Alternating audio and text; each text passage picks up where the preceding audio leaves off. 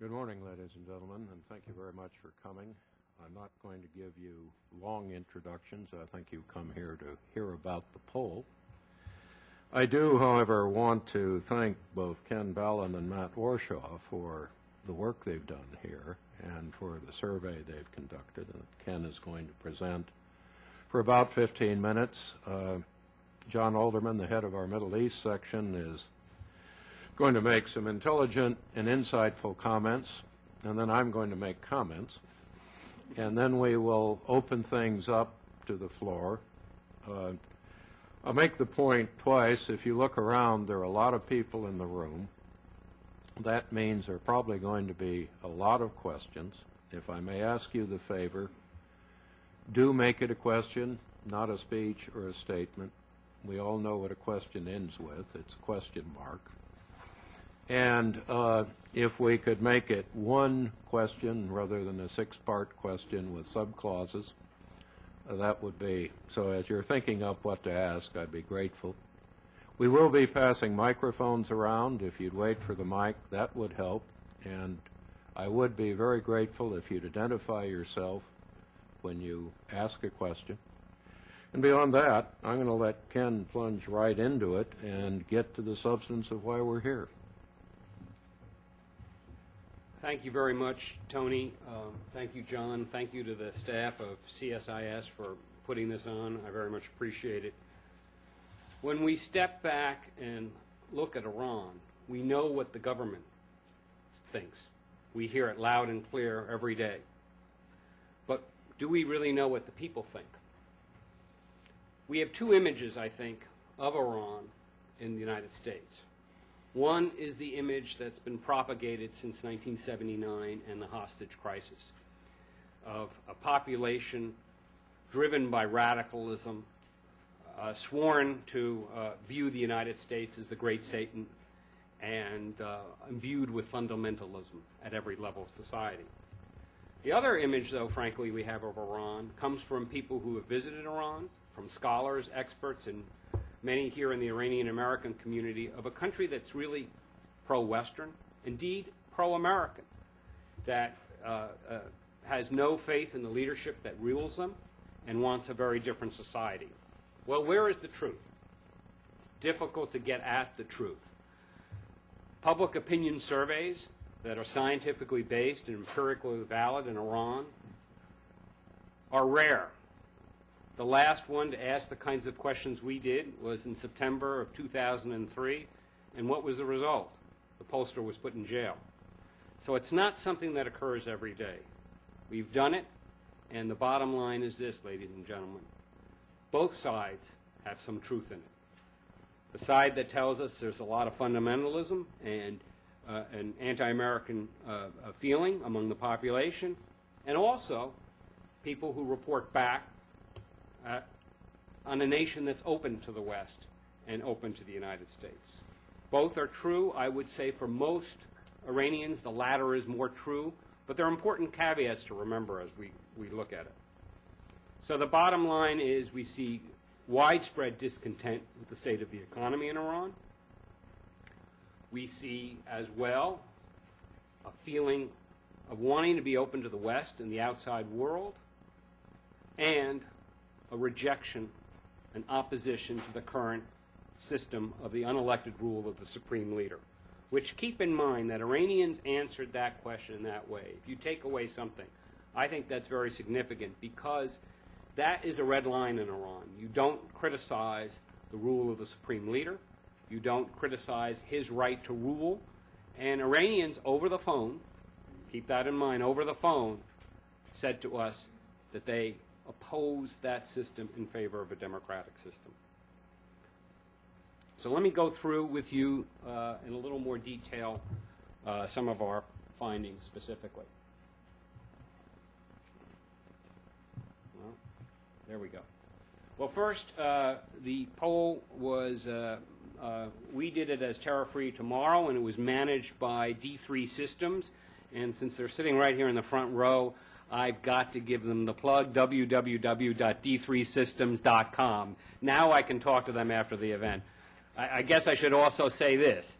that our website is terrafreetomorrow.org, www.terrafreetomorrow.org. So as long as I'm plugging D3, I'm going to plug us. The poll was done by telephone from a neighboring country. It was representative of all 30 provinces of Iran. And indeed, if you delve into the demographic data that is up on our website, you'll see this poll really reaches out through every segment of Iranian society and is not limited to the Tehran elite. Thank you, Tom. Other way. Question people have, well, what people have telephones in Iran that would make this a statistically valid survey? Yes, indeed, they do. The landline penetration is 90%. So it's very, very similar to conducting a survey in the United States in terms of the statistical validity of the survey. Okay, people are interested in nuclear weapons. What do Iranians think about nuclear weapons? If you ask them straight out, do you favor nuclear weapons or oppose nuclear weapons, they're split. A slight majority favor nuclear weapons, and 42% oppose it. Same would feel, about the same numbers would feel more safe in an Iran that had nuclear weapons. That's an important consideration. Is this a priority for Iranians? Let's put this into context. No, it isn't. Only 33% strongly favor nuclear weapons. Look at nuclear energy. 78% strongly favor that. Nearly a 2-to-1 margin. Here's the important thing. If there's an outside opening, if there's aid and trade from other nations, you see the support from nuclear weapons drop precipitously down to just 17%. So this is what we call in the trade soft support. And here on the next slide, you can see that what do Iranians want? Well, a variety of things. And 80% of them trade and investment from other nations. They would favor full inspections and a guarantee that Iran would not either develop or possess nuclear weapons if they receive from other countries trade and investment in the energy sector specifically for peaceful nuclear energy purposes or for humanitarian assistance. This is the question that I really think puts in context people's view on nuclear weapons in Iran. 88%, 9 out of 10 people, the economy should be the very important top priority for their government. Almost half say Western trade and relations, support for Hamas and Hezbollah, which I'll talk about more because that's an interesting insight into the Iranians' point of view. 33% nuclear weapons in last place at 29%. United States, 68%, almost 70% of the people said they favor full normal trade and relations with the United States. 24% oppose. The number's even higher with peaceful nuclear energy.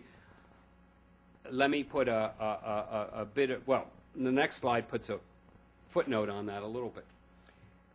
A majority favor their government giving full transparency and inspections to guarantee, to the United States, to guarantee that there are no nuclear weapons being developed. 55% would endorse recognizing both Israel and Palestine a two-state solution, and nearly two-thirds would support ending Iranian support for armed militias inside Iraq. You notice the 51% is lower than the 80% that they were willing to give to other countries. There's definitely, while there are a majority of Iranians are open, and we'll discuss this issue of how pro-American they are, clearly that number drops from 80% to 51% when it's just giving the inspections to the United States. More on that later. To me, the most significant finding of this poll is how Iranians answered over the phone. They don't know who's on the other end of the phone, by the way, when asked about what system of government they want for their country. 61% told us they would oppose, they do oppose the unelected rule of the supreme leader. 27% favored that. Even more significantly, 79% favored a democratic system where all their leaders, including their supreme leader, is elected. You drop down to 14% would oppose a democratic system where all their leaders are elected. A small number, a number that reveals that faith in the Iranian system currently as set up is quite low among the people, quite low.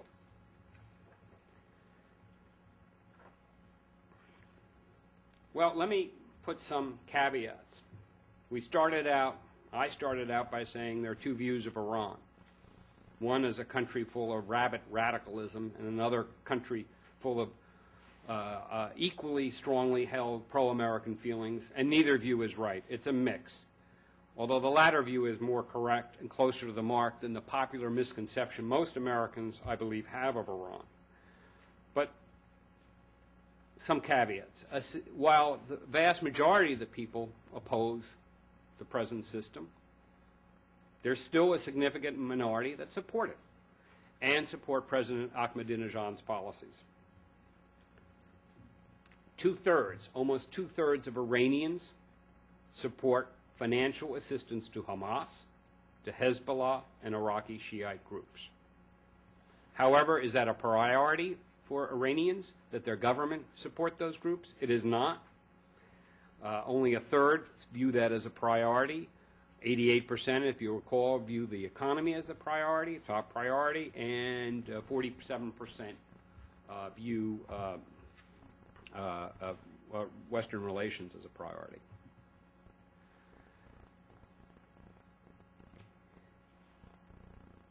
The United States fares less well than other countries.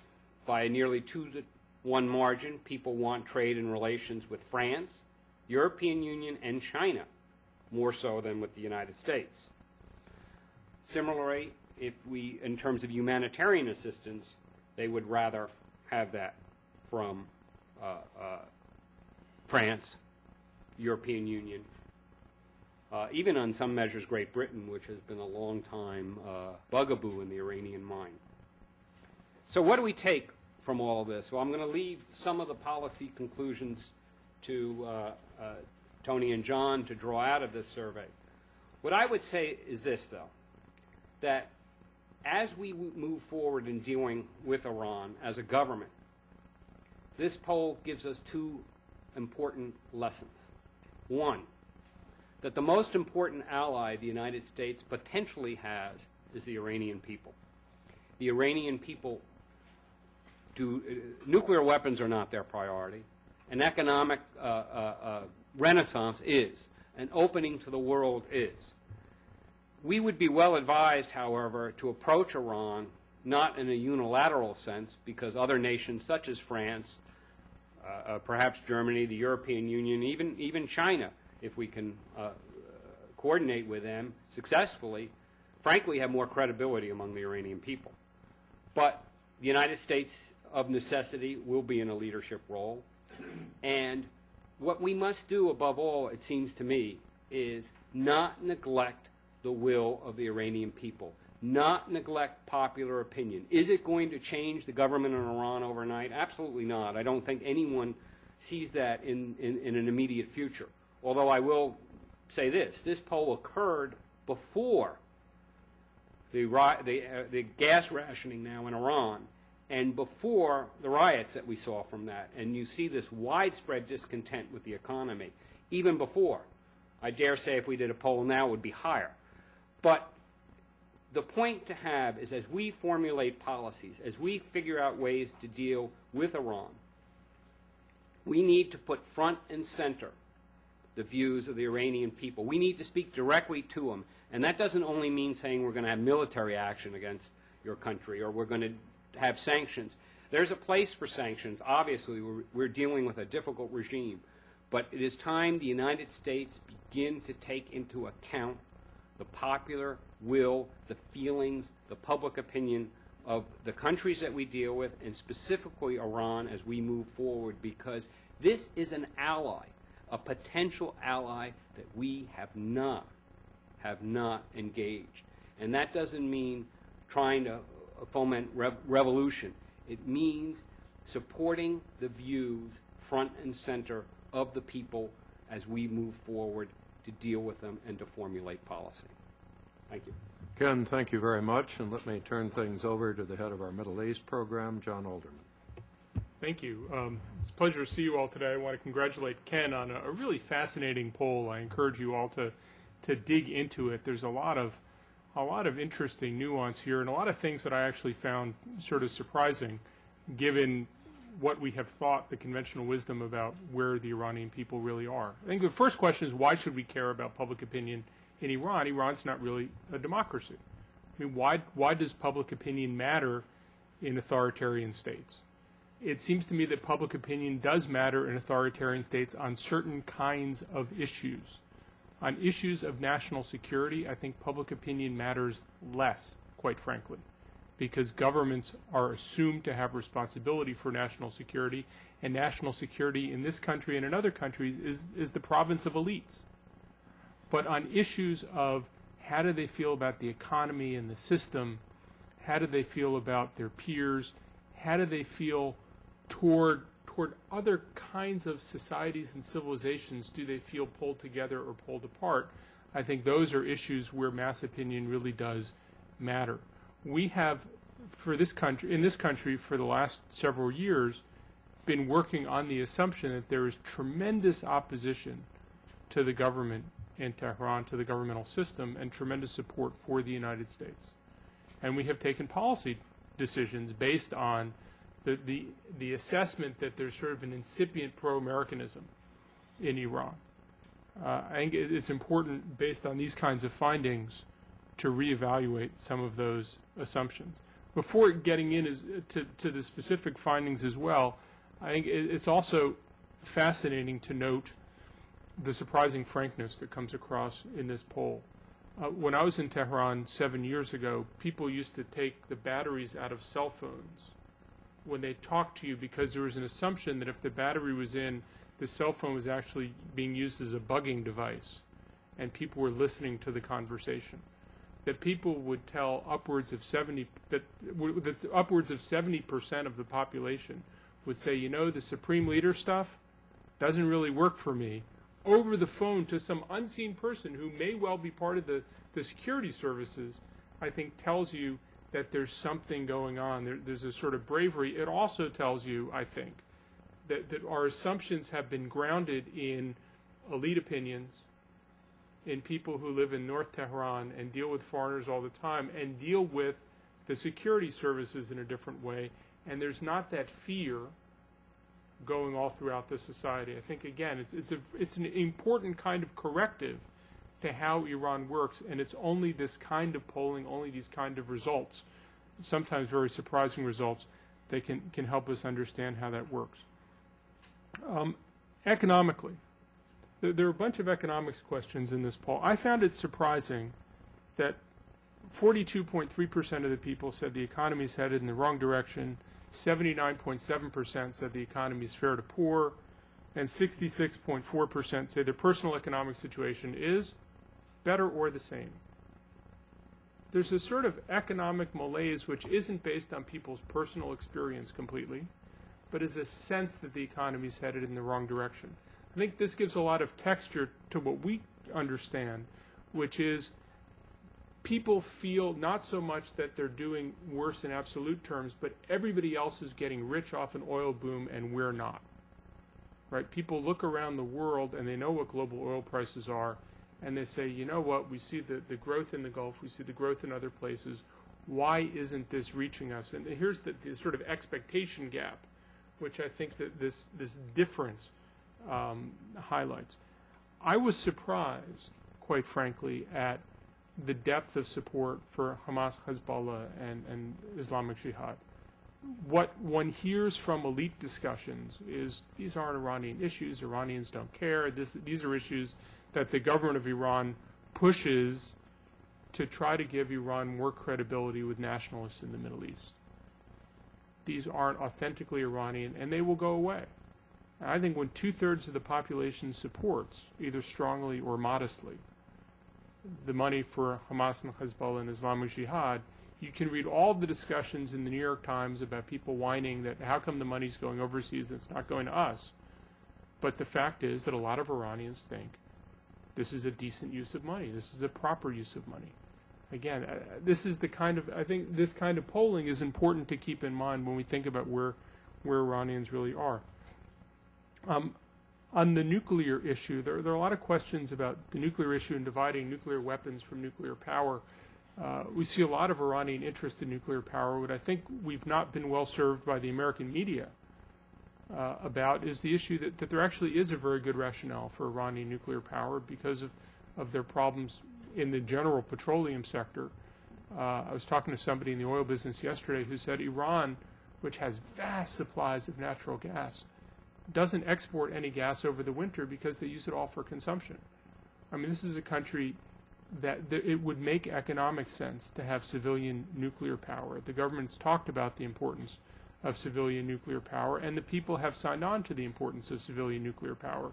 I think where there's the wedge, and this poll highlights it very, very successfully, there's not nearly the support for nuclear weapons. The government said we don't want nuclear weapons, we're not supporting nuclear weapons, it's improper to use nuclear weapons according to Islamic law.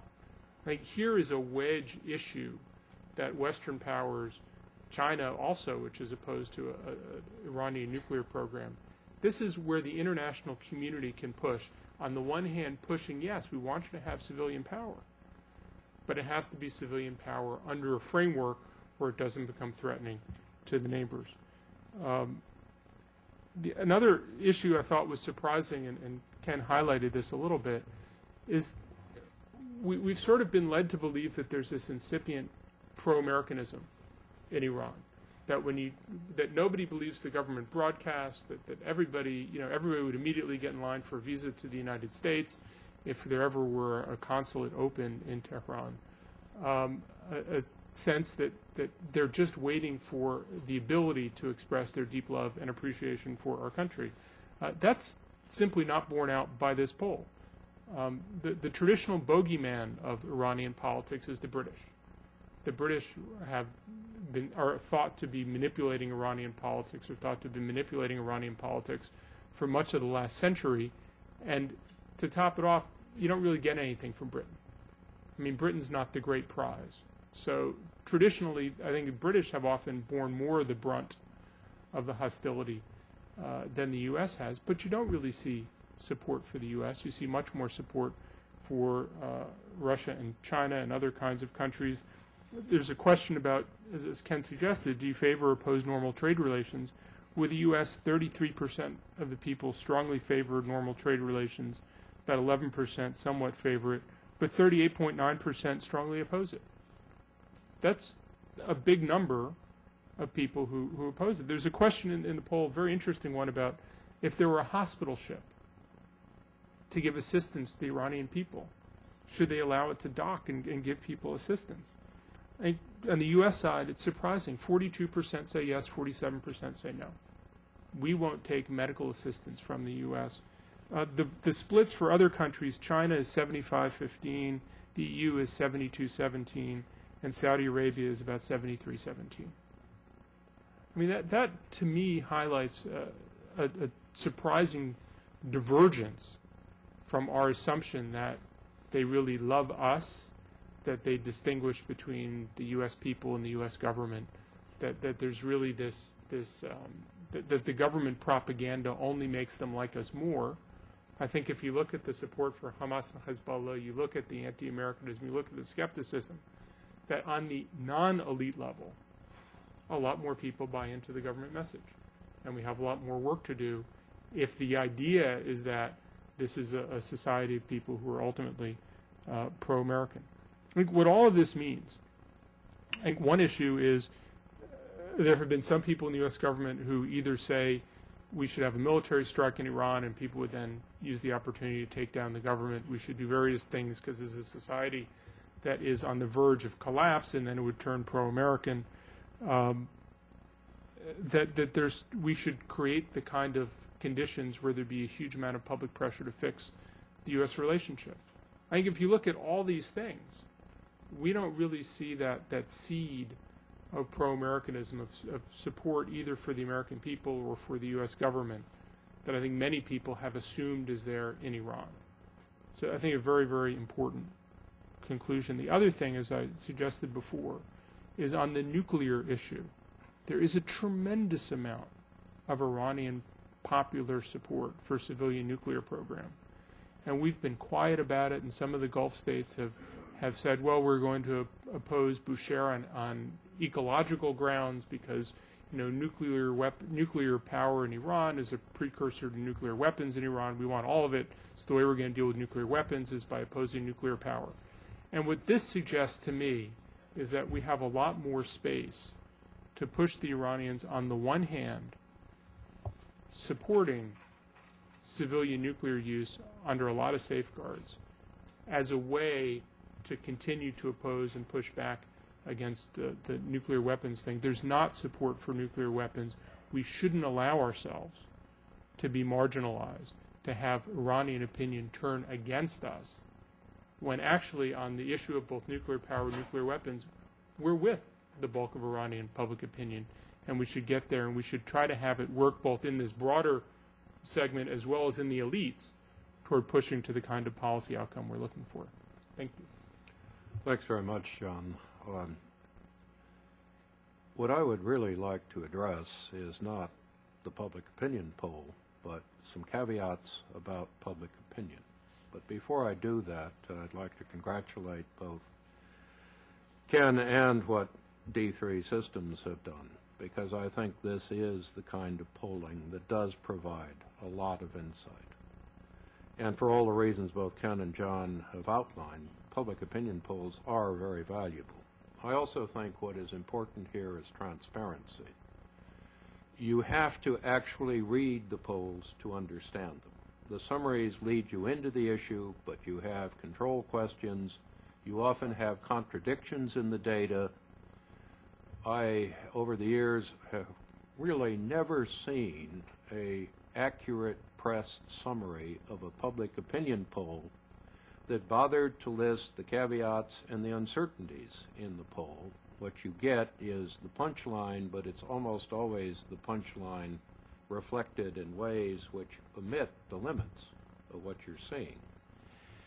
And I have to say that there is a very unfortunate tendency in the United States government recently to actually put out public opinion poll data where you don't know when the collection occurred, you have no idea what the source is, you can't access the data, and people draw conclusions where you have no ability at all to know what the control questions are.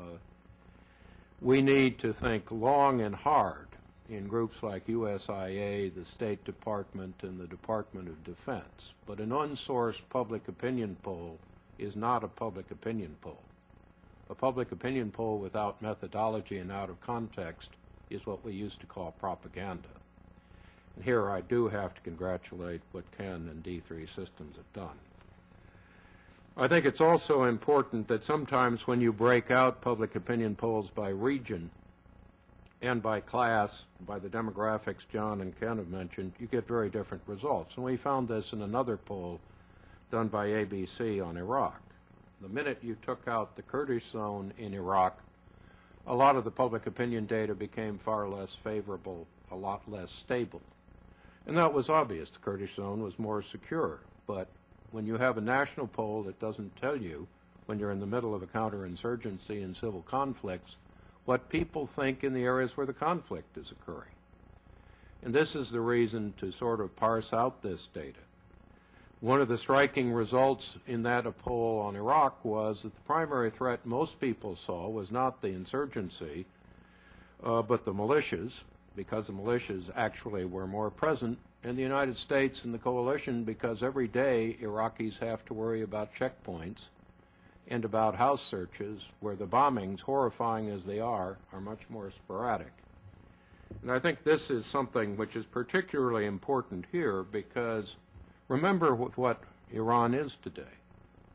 There is a very public set of war scares. This is a country whose training exercises, its efforts with the Basij, the mobilization base, the Iranian Revolutionary Guards, its military, have structured themselves over the last few years to deal with the risk of an American attack and an American invasion. That has been a very real aspect of society. It doesn't have the kind of constant attention, but it does shape public opinion in ways which are very hard to measure. It's also, I think, dangerous to talk about measuring elites. One problem with elites is the elites you meet are the elites that are public. Do you really poll Iranian religious leaders? Do you poll the senior officers in the Iranian Revolutionary Guard? Can you poll people in the security and the intelligence services? Can you poll the people around the supreme leader and the prime minister? And the answer, unfortunately, is no. But one key issue here is in a relatively repressive state, one which is arming and shaping its military forces, those are the people who have the guns. They are the people who have the money, and they are the people who have the power.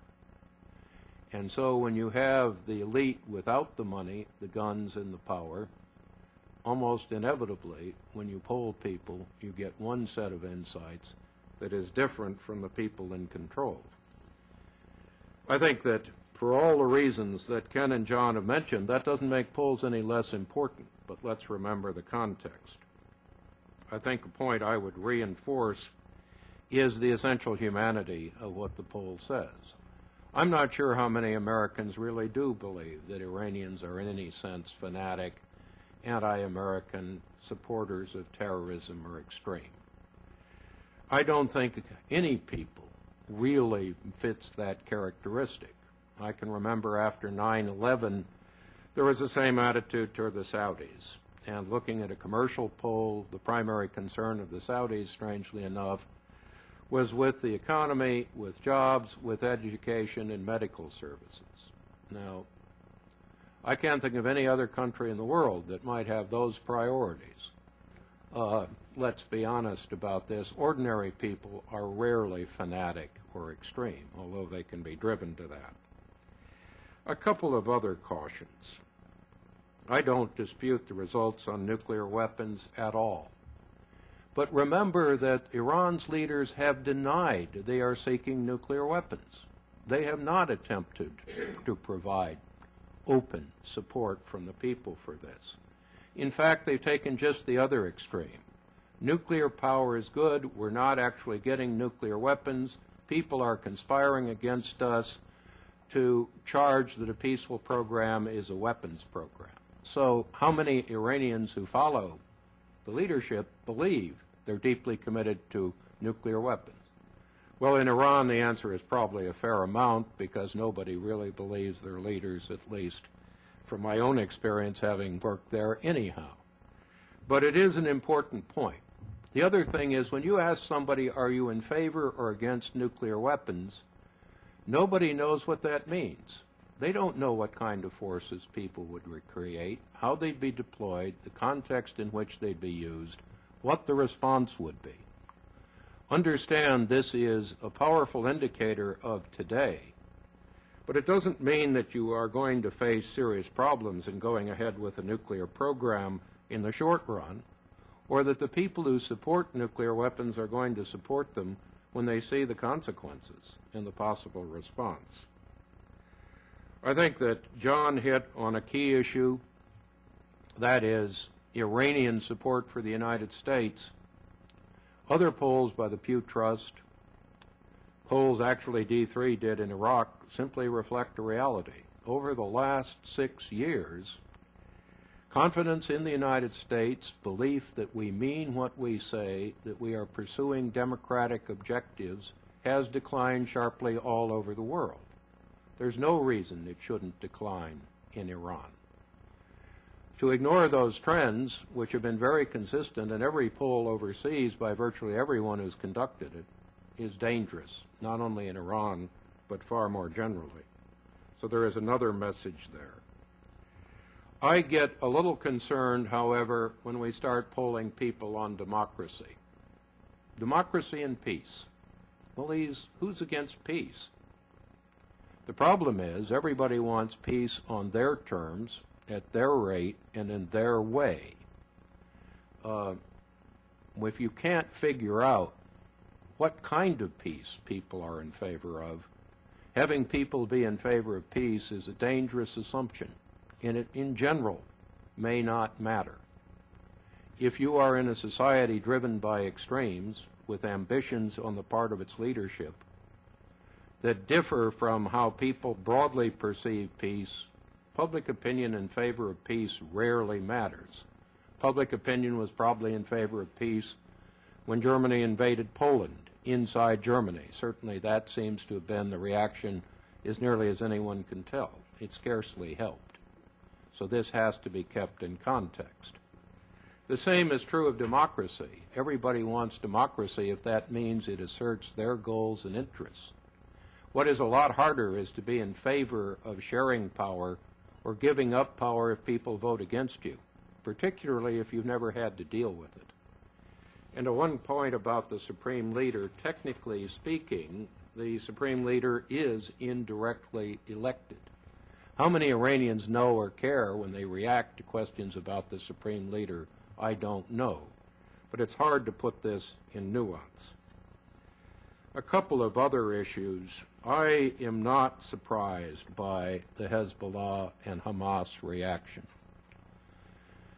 It is not a matter of one man's terrorist as another man's freedom fighter. Seen from an Iranian perspective and the perspective of perhaps too many other people in the region, Hamas, Hezbollah are seen as the only active resistance to Israel. Hamas is seen by at least some people as a victor against Israel simply because it survived. That may be a totally unrealistic perception, but inevitably Syria and Iran are known to have supported the Hezbollah, and there is the feeling of victory, of somehow after all these years having achieved something. It may not be a real achievement, but it is an important issue. I'm not going to belabor the point about regime change, but I think it's a key one. The truth is, I suspect that an overt American funding of a covert American effort at regime change has probably hurt us in public opinion, but that's not a question anyone could possibly ask in a public opinion poll. A couple of points I would just raise here. What are some of the great uncertainties you can't poll because it would be impossible? The fear of U.S. attack. How real it is in Iran, how serious. What would happen if a U.S. attack did occur? Would you see it as liberating? Would you see it as a threat? Would you support the government? In practice, once you start a war or you start a campaign, that's when public opinion takes on potentially a very different character. How much fear is there of Israel attack or preemption in Iran? I have to believe people do take that seriously. How much or what are Iranian popular concerns with Iraq? How much of that is the reason for anger at the United States? Other polls have suggested that the Iraq war and the Muslim perception that the United States is anti-Muslim in conducting the war on terrorism have replaced anger at U.S. relations with Israel. But it's not clear anybody can parse out those three factors. And I raise this because as Americans, we really need to think these issues out. We have to look beyond what is pollable and consider A, what we can't poll, and B, unfortunately in authoritarian states, the elites are not suppressed liberals and advocates of democracy. As I say, they're the people with the power, the people with the money, and the people with the guns. With that, let's open things up to questions. Can I just make two Yes. comments on both your remarks? Please. I'm sorry. I just had two very brief comments before we open it up. One, I agree with everything that John said. I would interpret it a little differently. And this picks up on Tony's comments. And we've conducted now, Terror Free Tomorrow, some 23 surveys over the past 2 years around the Muslim world. We see tremendous anti-American feelings in a lot of countries, as the Pew polls and other polls have documented. In that context, particularly in the region, If you look at Turkey, Jordan, the West Bank, Gaza, Egypt, I would say that pro-American feelings in Iran compared to those are very high, actually. So it depends on whether you look at the glass as half full or half empty. Clearly, they're not, the feelings towards the United States are, I would characterize it as filled with skepticism compared to other countries. But the level of pro-Americanism I see in this poll, after polling elsewhere in the region, is actually quite high. On the Supreme Leader, the question was fairly specific, and as Tony said, I would commend you to the actual data. What we asked was this: what option would you favor for governing Iran?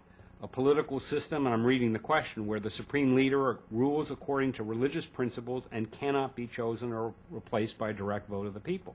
That's the current system. People said they opposed it.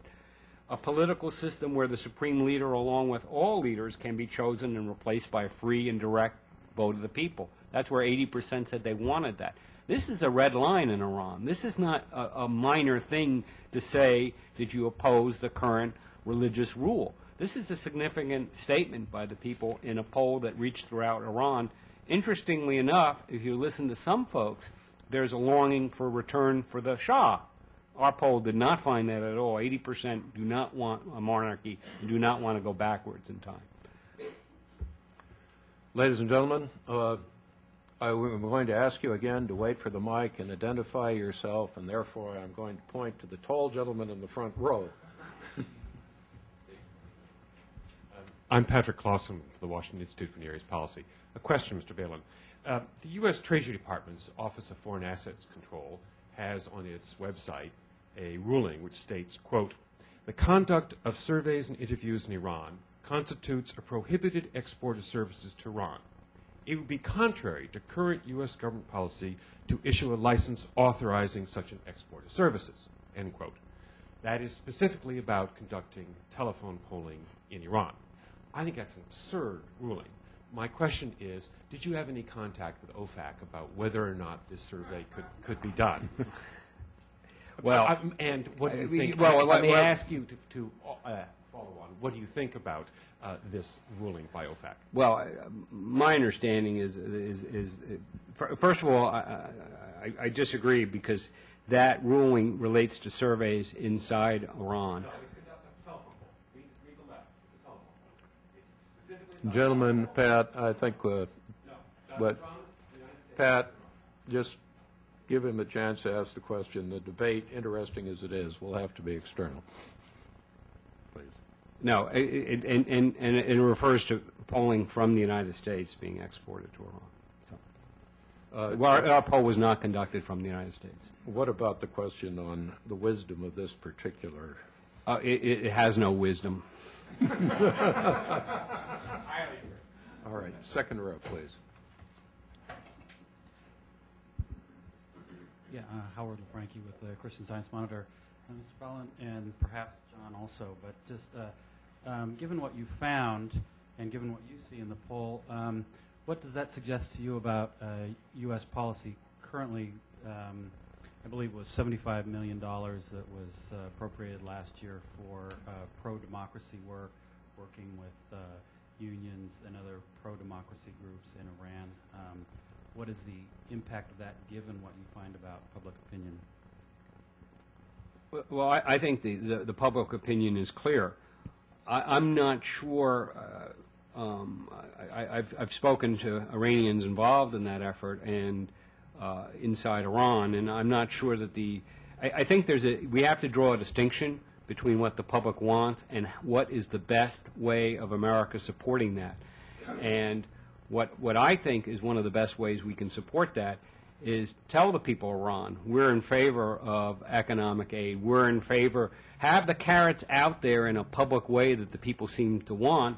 All you hear from the American government usually is the sticks. We need the sticks, we need the sanctions, but we also need to be more public about responding to what people in the country actually think, and that's how I would answer that question. I don't know whether, John, you had a... Yeah.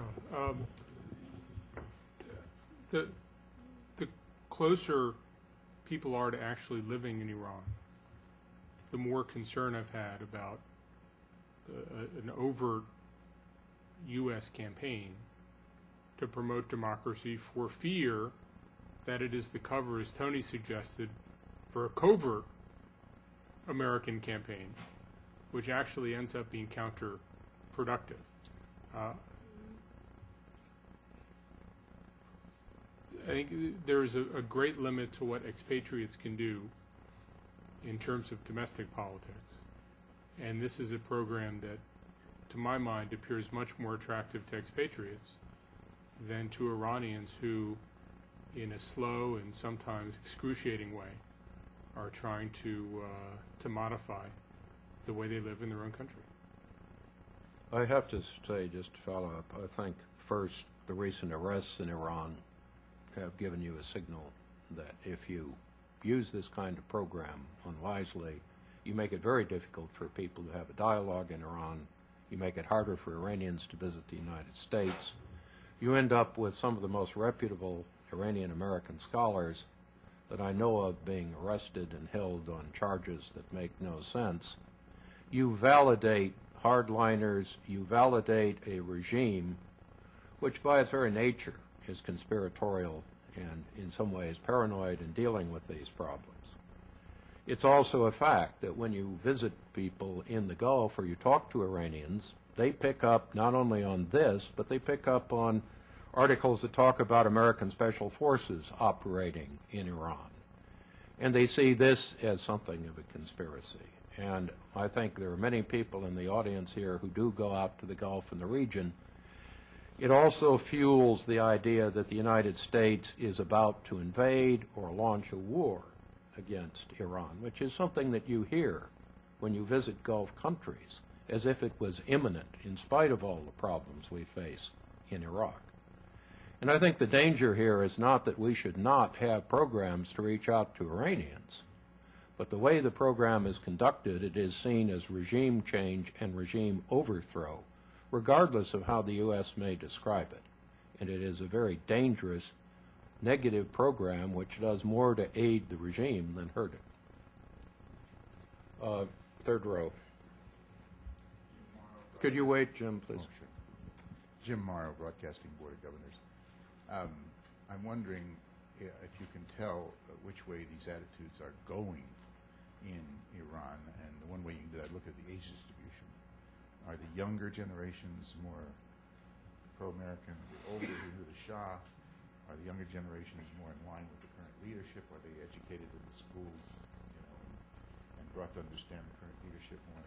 And another question related to that is, do you know anything about the 39% that refused to answer the war at all, and how it might affect that? No, I actually the refusal rates were really quite low when you compare them to a poll in the United States where only about 10% of the people typically answered. And the refusals were for the normal reasons that you would find in a poll in America.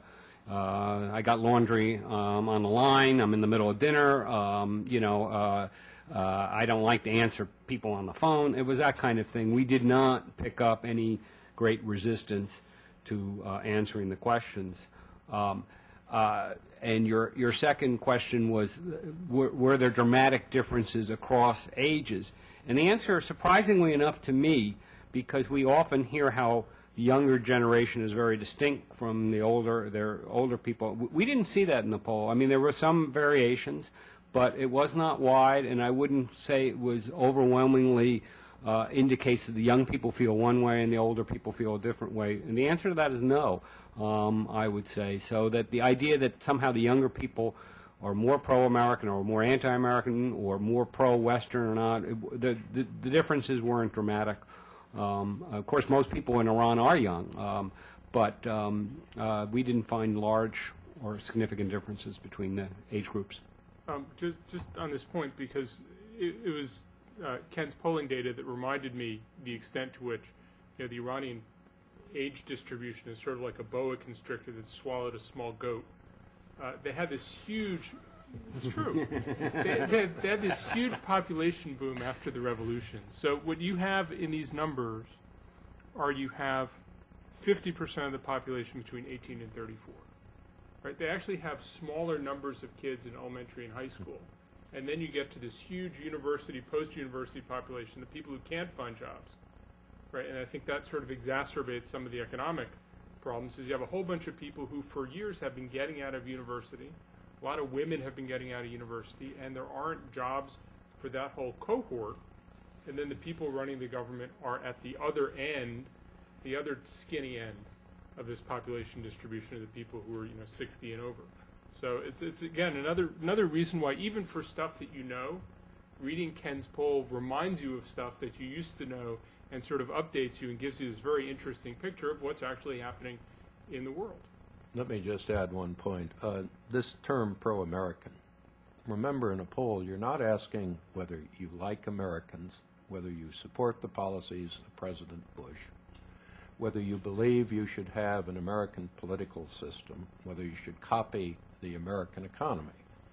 It's a very general question, and it is a broad indicator of attitudes, and it cannot be parsed out to support very specific points about what you mean by pro-American.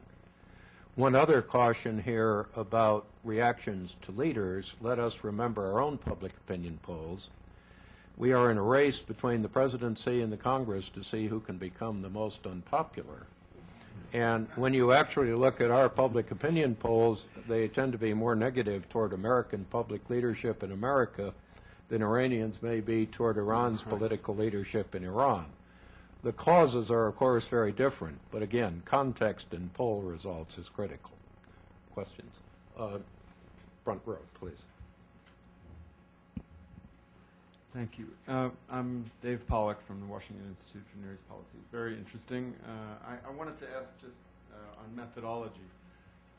One thing that strikes me is the very low apparent number of don't knows, people who respond to the poll, but then when you ask them specific questions, say, I don't know. And in many Arab and other Muslim polls that I've seen, those numbers are up in the 30, 40, 50% range. Here, they seem to be in the very low double digits. So I wonder if you have any thoughts about that. And similarly, whether Iranians have caller ID. Do they know where these calls are coming from? Do they know it's from a foreign country? How do you select? Dave, I think this is all just. Yeah, I understand, but one question. Okay. All right. That's it. All right. Well, yes, some Iranians have caller ID, and the don't knows reflect. That's so. You're right. In other polls, sometimes the don't knows are higher. They were pretty low in this poll. Matt, did you want to add anything to that? Matt Warshaw from D3 Systems. Thank you. I would just add that in some other places, don't knows are also very low.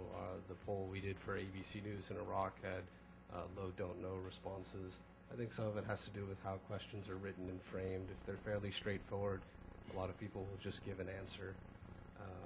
But our experience has been that there hasn't been a giant unwillingness not to answer things. And some people do have caller ID, but we do calling from areas that I don't think it bothers people as much.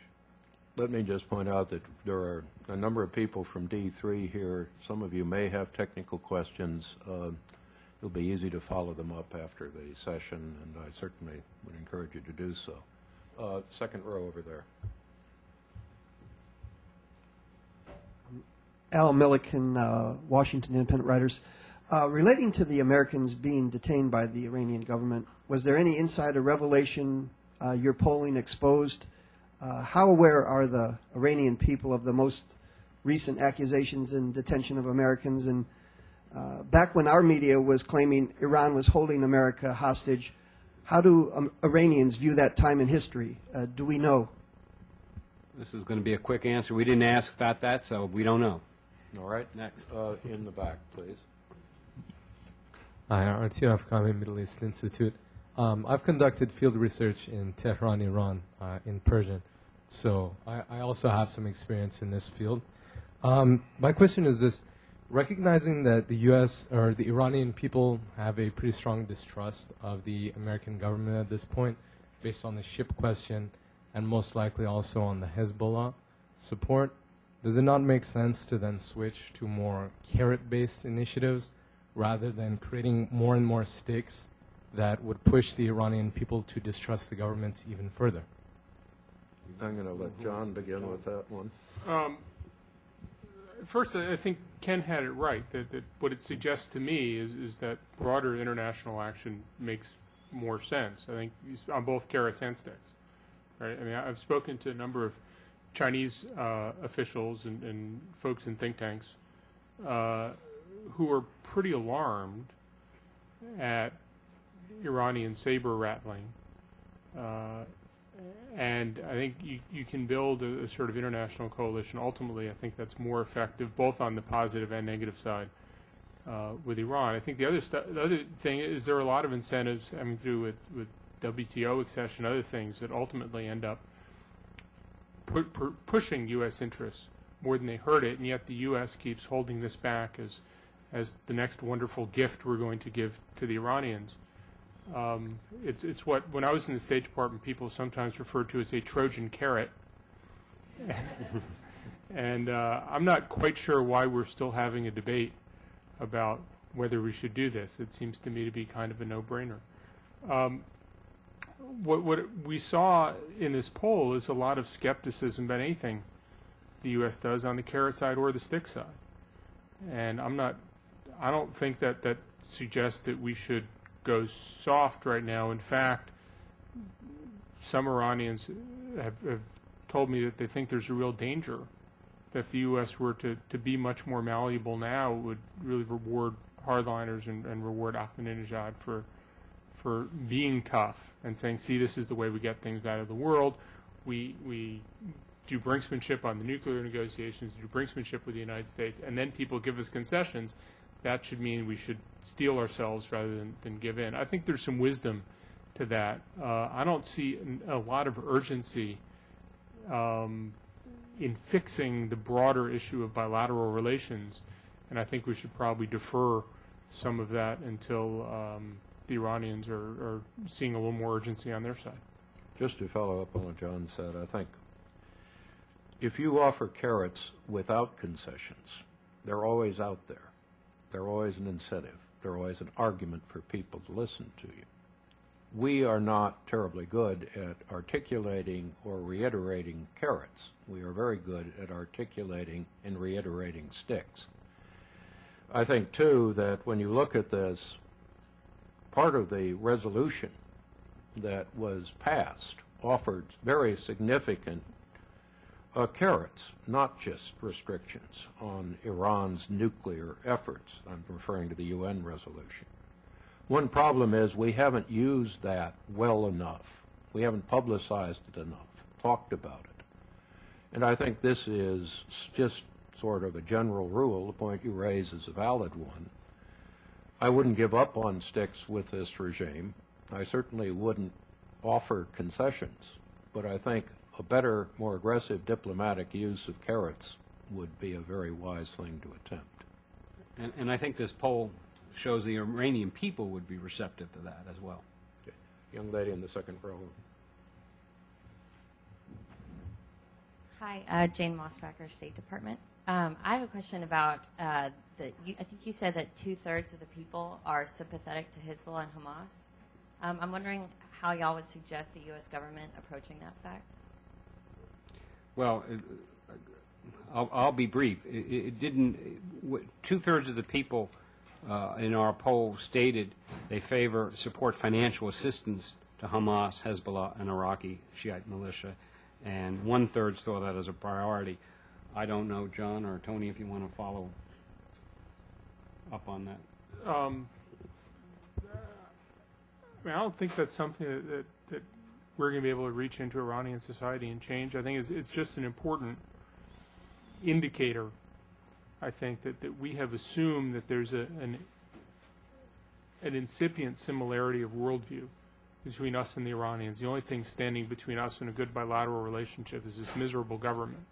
And then we'll all see eye to eye and we really agree on all sorts of things. I think the fact is we don't agree on all sorts of things, that there are many Iranians who support the government's paranoia, many Iranians who support the government's worldview, that our sense that everybody in Iran has deep distrust for the government and is cynical about all this money going overseas. I mean, as I said, there are newspaper articles about this. It sort of feeds a notion of where Iranians' heads are that is not borne out by the poll. And as Tony said, and I think there's a huge amount of truth to this, that our interlocutors tend to be people who are elites who believe they should have more power than they do, and they tend to be more in opposition to the status quo than the broader population. And I think we need to recalibrate what we're doing and our expectations for the effects of what we do based on the real sense that, I mean, a lot of Iranians say, yeah, the world's against us, the world is trying to screw us, the governments are trying to invade us, and anybody who supports resistance, who supports, sticking it to the status quo, is okay. And on the broad basis of the Iranian population, there's considerable emotional support for that kind of approach to the rest of the world. I think, one obvious answer to your question is that an active peace process is one thing that might diminish this feeling. I think another is that if you can find ways to deal with the West Bank, with the Palestinian movements, which are ones we can support, and make them more visible, and above all, actually have things show up, as distinguished from having pledges of aid, that might help a little. But consider the reality here. Iranians not only see a media which is almost exclusively designed to support the image of the Hezbollah and Hamas, to some degree at least, as carrying out a legitimate cause. You can't visit Iran without being aware that Iranians have an amazing number of satellites, even in relatively poor areas, and in spite of the government's effort sometime to suppress them. But they are probably not watching any of the American public diplomacy media, which seems to be popular in the region only in its own statistics. What they probably are watching is a great deal of Arab media, and guess what Arab media says about Hamas and the Hezbollah? And I think these are images we simply have to understand. It's a very one-sided picture we can't shape by having transmittals from the West Coast or by having something like Al-Hurra. It's a reality we have to live with.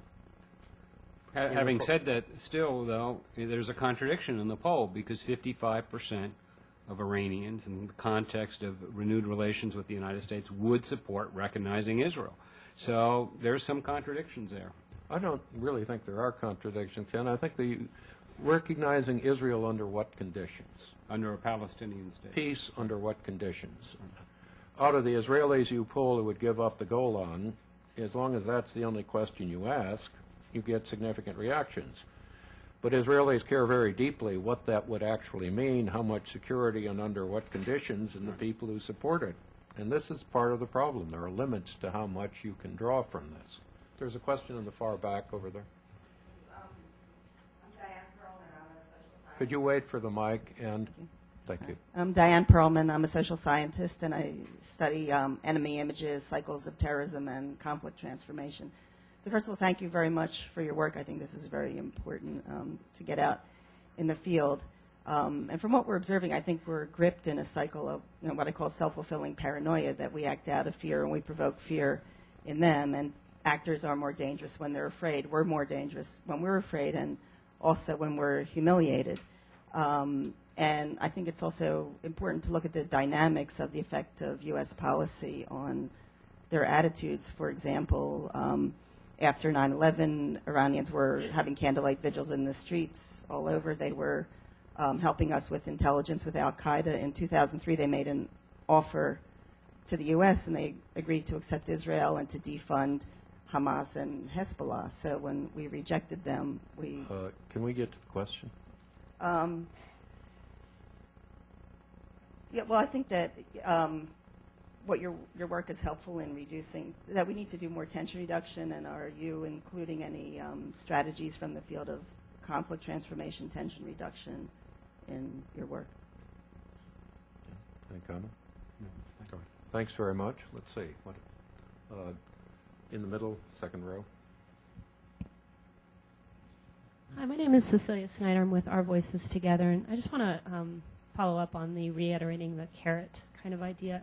Do you think that U.S. policies should support citizen diplomacy as a way to engage with Iranian people more positively, like supporting Americans, volunteering overseas, adopting sister schools, that kind of thing, more of the soft stuff that there is media for public diplomacy, but sort of putting our money where our mouth is, like real actions on the ground that show that we care and that we understand them and that we are interested in learning more about their culture.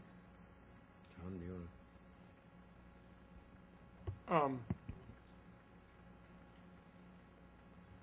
I think that sort of stuff is very useful. I wonder about the issue of scale. I mean, given the size of the issues, given where we're starting from, at what scale for what duration of time would you have to do that to start moving some of these numbers? I think that is a question probably you can answer better than I can, because I think you have more experience looking at this in a diverse number of places and seeing what kinds of effects it has. But it seems to me as sort of the keystone of a real broad shift that's probably not of sufficient weight to really move the whole relationship as an adjunct to a whole range of other things. I think it could be very helpful and should be encouraged. I think John hits on a key point. The problem always with people to people is how many people do you influence and who are the people and what is the end result. And, for example, Rob Sotloff at the Washington Institute is focused on the value potentially of strengthening American schools in countries overseas, on the value of academic exchanges. I think a lot of other people have seen that if you pick the right people on visitors programs, if these are people who have actual influence or people who teach, people who are in the media, it can have a very powerful impact. But the danger of this is that you have to be able to reach people, and you have to reach a lot of people effectively, and what you cannot afford to do is simply have the converted meet with the converted. And I do have to say very often, unfortunately, dialogue programs are dialogue between people who have already agreed to talk and that they share common values. And then they repeat by going to conference building measures. It's hard to be efficient about this, but if you're not efficient, it ends up being good intentions without a result. Second row over there.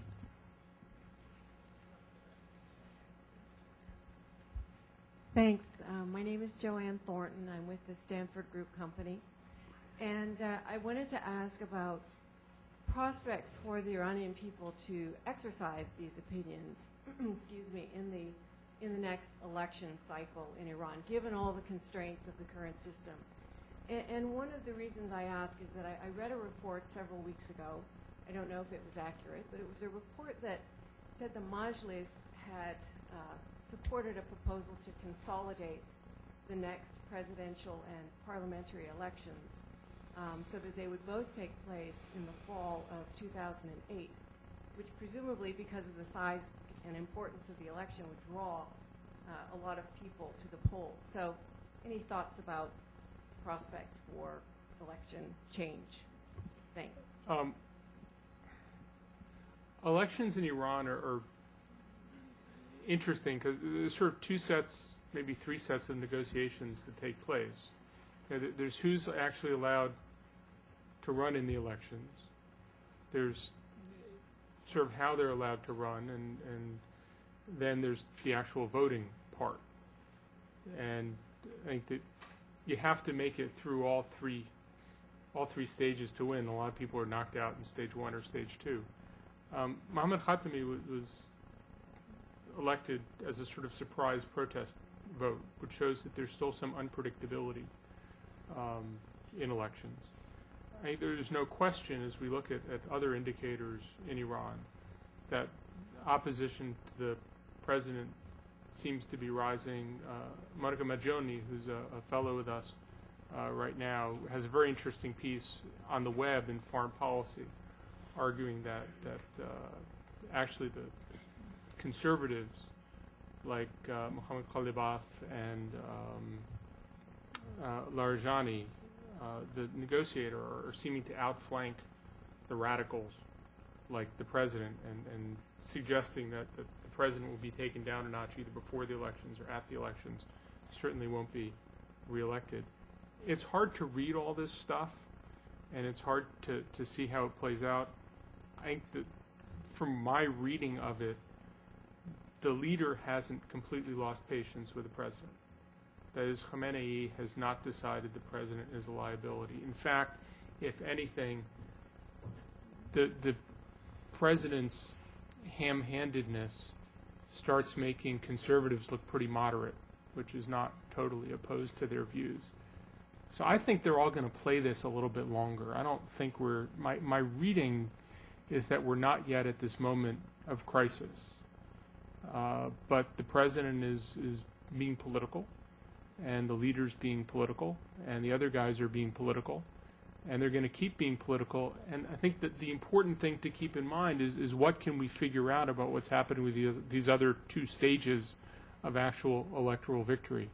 I think politics are going to get an awful lot more interesting over the next year and a half, even than they've been for the last year and a half.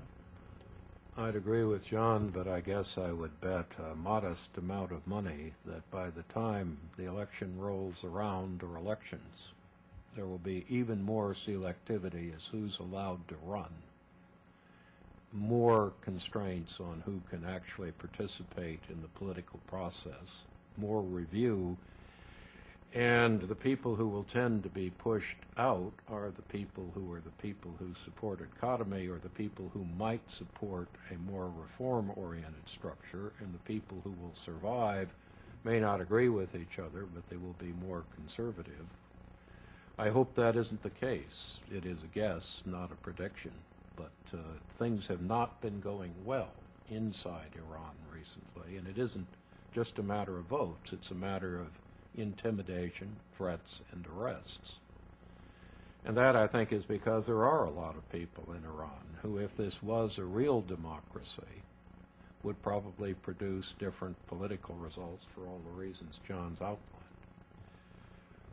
Let's see, we're getting down toward the end, but we have time for a few more questions. The gentleman in the second row there. Thank you very much for your comments. My name is Akash Duprani. I'm from the Canadian Embassy. Now, many scholars have stated that the base of pro-American support in Iran is based on the fact that the Americans are not engaging the Iranian leadership, which the Iranians see as repressive. And this argument follows that if we start engaging the Iranian government, then we'll lose support of the people. Can you comment on this? Let me just make one comment on that, which is to follow up what people said earlier. It's not just a matter of engagement. What our poll shows, that is, if the United States can effectively articulate and put forward the carrots in a more forceful manner and demonstrate by, it's not just the micro level of exchanges that are important, it's on the ground and tangible ways that can benefit the Iranian people. If that's more out in the forefront and not just the sticks, that could make a difference. That would be my point. I didn't see this sort of. I mean, what you're describing is the conventional wisdom that because we are with the we're with the Iranian people against a repressive government, the people are with us, and we can just sort of push the government more. The people will get more with us, and then the whole thing will tip over, and you know, the happy days will be here again. And I thought the poll was fascinating, that it painted a very different kind of picture. In fact, as I say, on the issues like support for Hamas and Hezbollah, what it suggests to me is that this is a population which is very skeptical of the outside world, especially Western powers.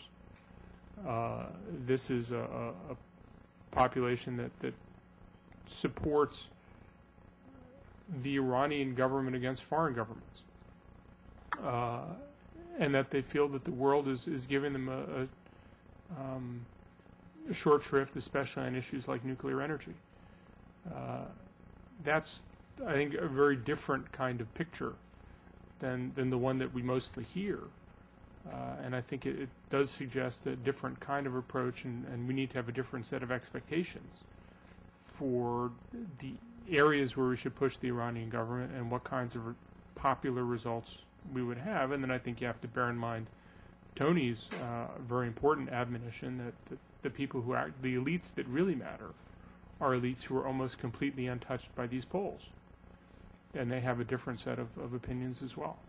There's also a fact. I think one of the dangers about this is that somehow nations talk to nations in very broad general terms, and it is simply a matter of misunderstanding, and that if we only talked more with each other in broad terms, we'd understand each other better. Now, that may be true, but let's consider the reality of U.S. and Iranian relations. We're talking about perceptions in Iran of what's happening in Iraq, perceptions of what's happening in Afghanistan, perceptions of how we're dealing with the nuclear issue, perceptions of what's happening in Lebanon, perceptions of the American alliance with Israel, perceptions of the Palestinians.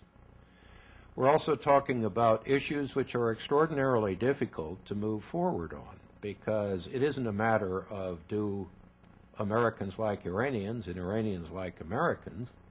We're really talking about an Arab-Israeli peace process, which involves a whole group of extremely difficult issues. The whole problem of Iran's military actions, its nuclear issue, as well as asymmetric forces in support of terrorists and extremists.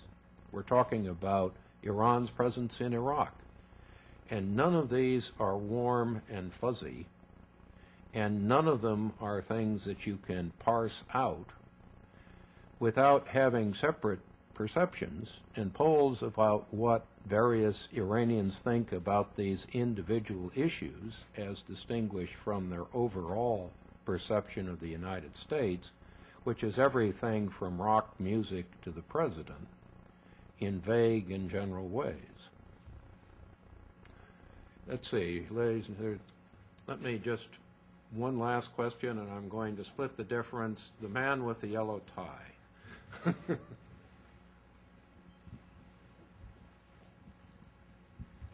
Simon Shercliffe from the British Embassy. You talk very eloquently there about perceptions, and I want to bring up another point that we've been discussing a lot. You've been discussing a lot about the carrot business. What exactly is it that the US and the West are giving Iran or offering Iran alongside the various sticks that are on offer?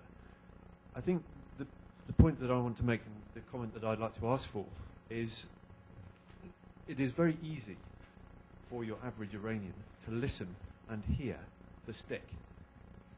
Listen to and hear the stick. It's very difficult for them to actually hear what the carrot is. And there is a very good carrot out there in the nuclear negotiation.